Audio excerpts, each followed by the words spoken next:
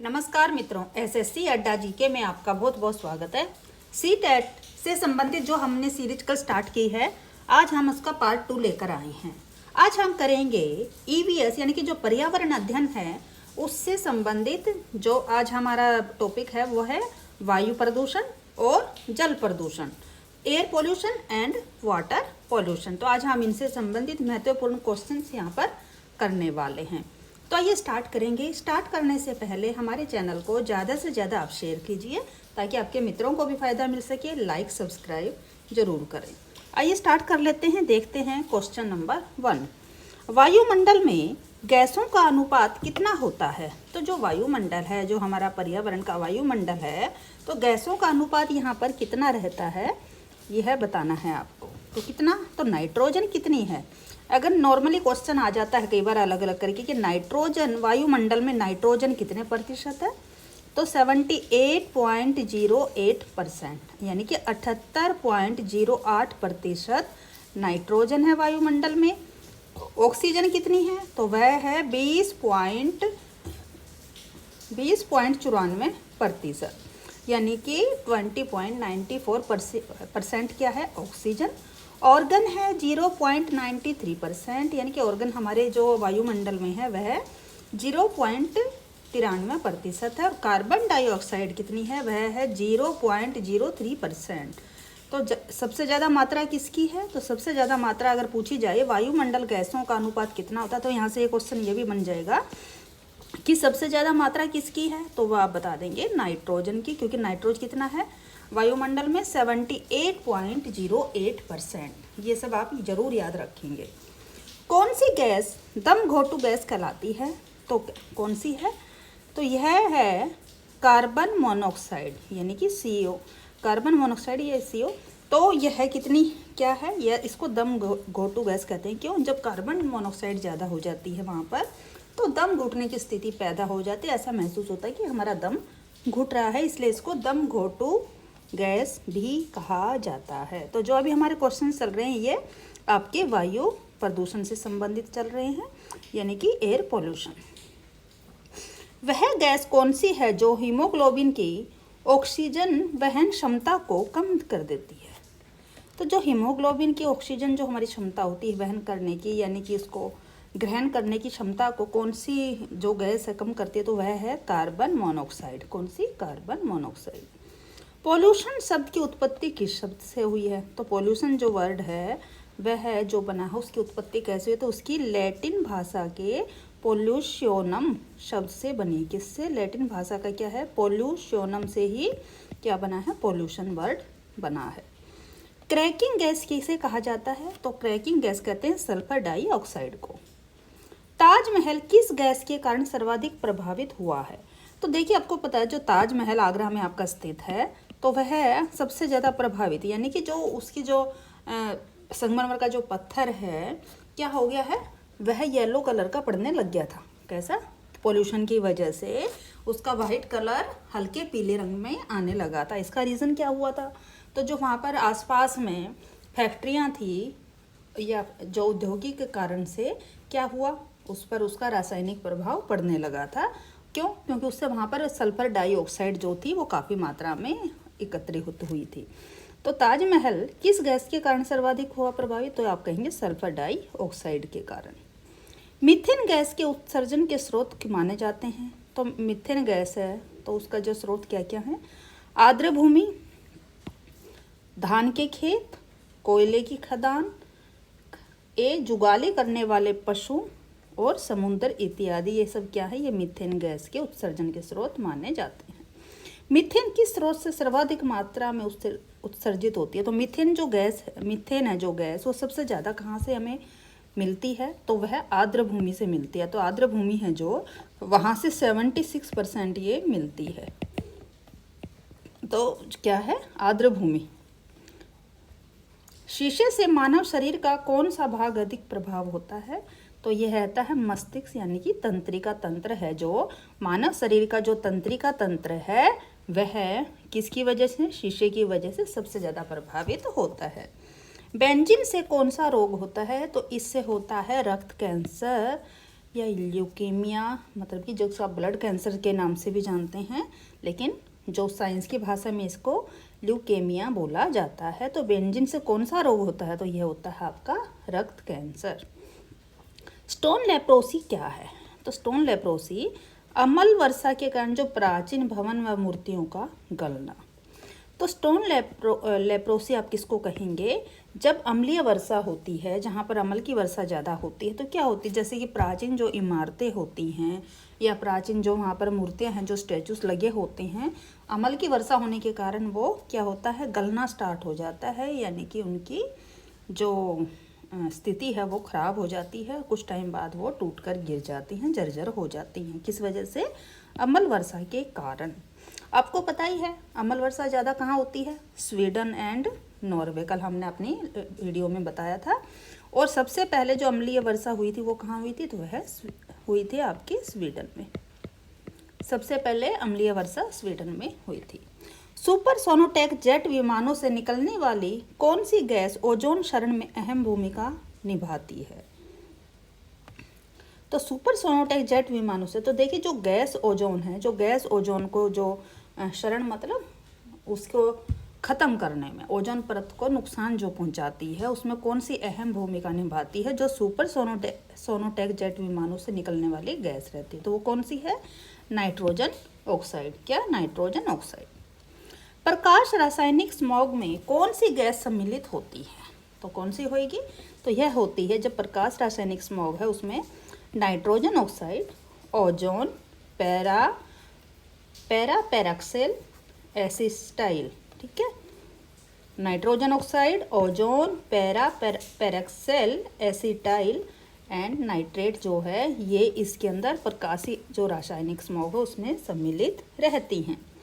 पार्थिनियम यानी कि गाजर घास, गाजर घास को क्या कहते हैं? पार्थिनियम या गाजर घास।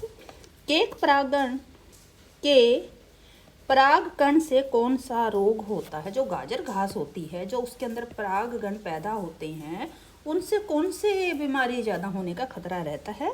तो वह रहता है चर्म रोग और दमा। क्या? चर्म रोग और दमा। लाइकेन किस पर्यावरणीय प्रदूषण के सूचक माने जाते हैं? तो यह माने जाते हैं वायु प्रदूषण यानी कि एयर पोल्यूशन। इटाई रोग किसके कारण होता है? तो यह कैडमियम की कमी के कारण होता है, कैडमियम के कारण होता है। कांग्रेस घास किस घास को कहते हैं? तो पार्थिनियम, गाजर घास या कांग्रेस घास, ये एक ही चीज़ के नाम है। तो आपने कई बार सुना होगा भी काफ़ी कांग्रेस घास उग गई है, उसको हटाया जा रहा है, ये करा जा रहा है। तो कांग्रेस घास किस घास को कहा जाता है? तो पार्थिनियम या गाजर घास या कांग्रेस घास, ये एक ही नाम है। तो कोई भी क्वेश्चन अगर पूछा जाता है कि कांग्रेस घास से कौन सा रोग हो गया, तो आप कहेंगे चर्म एवं दमा रोग। अगर पार्थिनियम से तो भी चर्म एवं दमा, और गाजर घास तो वही सेम, क्योंकि चीज़ तो एक ही, नाम तो इनके पर्यायवाची हैं एक दूसरे के। ये वाहनों से निकलने वाले प्रदूषण को कम करने के लिए गाड़ियों में क्या लगाया जाता है? तो जो आपकी बाइकों से, कार से या गाड़ियों से जो भी आपका जो पोल्यूशन जो कम करने के लिए क्या लगाया जाता है, तो उसके अंदर कैटलिक कन्वर्टर स्क्रबर लगाया जाता है। क्या? Catalytic converter scrubber. Air pollution prevention act and control bill कब लाया गया था? एयर पोल्यूशन जो बिल आया था, अधिनियम जो लागू किया गया था, वह कब आया था? तो यह 1981 में आया था। शीशा रहित पेट्रोल में उचित ऑक्टेन मान प्राप्त करने के लिए क्या मिलाया जाता है? तो शीशा रहित जो पेट्रोल है उसको बनाए जाने के लिए उसमें क्या मिलाया जाता है? तो उसके अंदर बेंजीन, क्या मिलाया जाता है? बेंजीन, टोल्यून एवं जाइलिन मिलाया जाता है। अम्लीय वर्षा के जल का पीएच मान कितना होता है? तो अभी आपको बताया था कि जो अम्लीय वर्षा होती है उससे क्या होता है, स्टैचू या पुरानी भवन या इमारतें तो गल जाती हैं। साथ ही ये सबसे पहले कहाँ हुई थी जो अम्लीय वर्षा? यह स्वीडन में हुई थी। और सबसे ज़्यादा कहाँ पर होती है अम्लीय वर्षा? अम्ल की जो वर्षा है नॉर्वे और स्वीडन में होती है। अम्लीय वर्षा के जल का पीएच मान कितना रहता है? जो अम्लीय वर्षा होती है, अम्लीय वर्षा जो पानी रहता है, तो उसका पीएच मान रहेगा आपका 4.2 से कम होता है। 4.2 से इसका पीएच मान कम रहता है। तो ये तो अभी तक हमने जो क्वेश्चंस किए हैं ये सब किससे रिलेटेड थे? तो ये थे हमारे आपके एयर पोल्यूशन, वायु प्रदूषण से। अब हम कर लेते हैं जल प्रदूषण। जल प्रदूषण से संबंधित महत्वपूर्ण प्रश्न उत्तर। जल की गुणवत्ता का निर्धारण किसके द्वारा किया जाता है?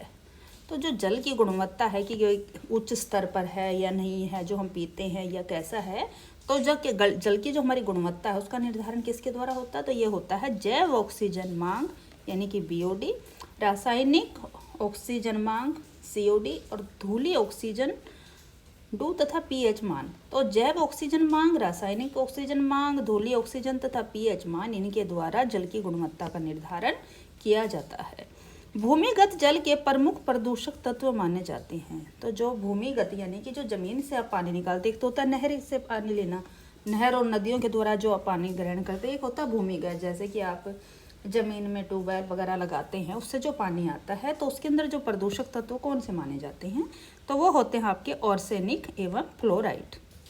कोयला उद्योग में संलग्न लोगों में कौन सी बीमारी होती है? तो देखिए, जो कोयला कारखानों में लोग काम करते हैं, जो श्रमिक काम करते हैं, तो उनके सबके ज़्यादा जो बीमारी उनको होती है वो कौन सी होती है? तो वह होती है न्यूमोकोसिस नाम की ये बीमारी इनको होती है। किसकी? कोयला उद्योग में जो श्रमिक काम करते हैं, कोयला खदानों में जो लोग काम करते हैं, उनको न्यूमोकोसिस नाम की बीमारी होने का खतरा ज़्यादा रहता है। विषाणु अपशिष्ट के प्रमुख जल अपघटनकारी सूक्ष्म जीव हैं। तो यह कौन से हैं? स्यूडोमोनास कैपेसिया, स्यूडोमोनास प्यूटिकाइमी एंड कोली। तो यही क्या रहते हैं? विषाणु अपशिष्ट के जो जल के अपघटन के सूक्ष्म जीव होते हैं। कपड़ा उद्योग में संलग्न यहाँ पर आएगा, संलग्न लोगों में होने वाले रोग का क्या नाम है? तो जो कपड़ा उद्योग है वहाँ पर जो लोग रहते हैं उनमें सबसे ज़्यादा रोग कौन सा हो सकता है? तो उनको होता है बेसिनासिस, क्योंकि जो धागा होता है उससे जो रुआं उठता है, तो वो भी एक पोल्यूशन है, लोगों को सांस के द्वारा चढ़ता रहता है। कपड़ा उद्योग में संलग्न जो लोग हैं उनमें होने वाले रोग का नाम है बेसिनासिस। पीने योग्य पानी में आर्सेनिक की अधिकतम अनुमेय मात्रा कितनी होती है? तो जो पीने वाला हमारा पानी रहता है, पीने का जो आपका वाटर है, वह 0.05 mg इसके अंदर क्या रहती है? आर्सेनिक की मात्रा रहती है लीटर के अकॉर्डिंग। केंद्रीय गंगा प्राधिकरण का गठन कब किया गया था? तो ये क्यों किया गया था? गंगा प्राधिकरण किया गया था कि गंगा को साफ सुथरा रखा जाए, उसका जल साफ सुथरा रहे। तो जो केंद्रीय गंगा प्राधिकरण का गठन कब किया गया था? तो उसको पॉल्यूशन से बचाने के लिए ही यह इसका केंद्रीय प्राधिकरण लागू किया गया था। तो यह हुआ था 1985 में एवं 1995 से राष्ट्रीय नदी संरक्षण प्राधिकरण गया। तो यह क्या था? गठन इसका किया गया था। जल में कार्बनिक यौगिकों का मापन किस विधि से किया जाता है? तो यह किया जाता है क्रोमेटोग्राफी के द्वारा। ब्लैक फुट नामक बीमारी का कारण होता है, ब्लैक फुट आपने सुना होगा, बीमारी होती है एक जो पैरों में होती है, तो उसको आर्सेनिक की अधिकता के कारण होता है। क्या? आर्सेनिक। जल प्रदूषण नियंत्रण अधिनियम कब लाया गया था? तो वाटर पॉल्यूशन जो एक्ट है ये कब आया था? तो यह आया था 1974 में, इसको लागू किया गया था। तो ये थे आज हमारे आपके प्रश्न हमने किए हैं। किससे संबंधित है ये? तो यह थे हमारे जल से संबंधित और air pollution and water pollution से संबंधित हमने क्वेश्चंस अभी किए हैं। और कल हमारा जो क्वेश्चंस रहे थे वो हमारे रहे थे आपके पर्यावरण से संबंधित। तो हमारी जो कल फर्स्ट वीडियो हमने डाली थी वो पर्यावरण से जो पॉल्यूशन था उससे संबंधित डाली गई थी। आप हमारी फ्री प्लेलिस्ट में जाकर पटवारी, हरियाणा जी के, स्टैटिक जी के, उसके अलावा आप अन्य जो भी जैसे कि आपके नेशनल जी के और आप जो हमारी CTET की है, पहले भी CTET की कुछ वीडियो डली हुई हैं, वो सब जाकर देख सकते हैं।